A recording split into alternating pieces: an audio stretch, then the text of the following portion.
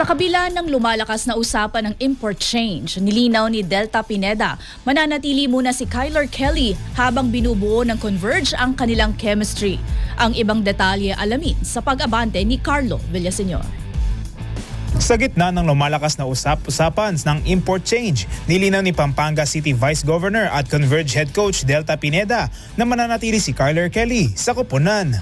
Kasunod ito ng 1-3 na start ng Fiverr Xers kung saan patuloy na kini-question ang rotation ng koponan. Para kay Pineda, malinaw ang batayan, produksyon at presensya ni Kelly sa loob ng court. 20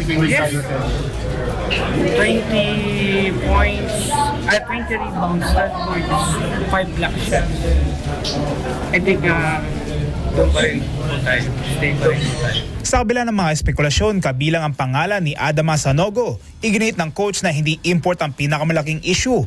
Para sa kanya, ang tunay na hamon ay ang pagbuo ng samahan ng isang bagong roster. Nakakabahala po, pero from the beginning sinabi ko naman, maybe on papers we have the players, but yung chemistry, hindi mo ganun yan. You understand basketball, it's not that easy.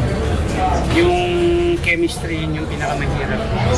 So we're like a new team. Sa kabila ng ikatlong sunod na pagkatalo, nakita ni Pineda ang pag-angat ng koponan matapos itulak ang San Miguel hanggang sa 99 all sa uling sandali. Pero for us, maybe the best game for the team is yung chemistry.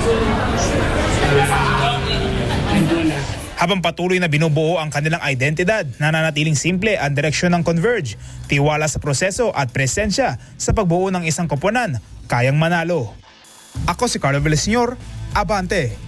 Manatiling nakatutok sa Abante, sundan kami sa aming mga social media accounts at huwag kalimutang mag-subscribe sa aming YouTube channel, DWAR Abante Radio, para sa mga eksklusibong balita.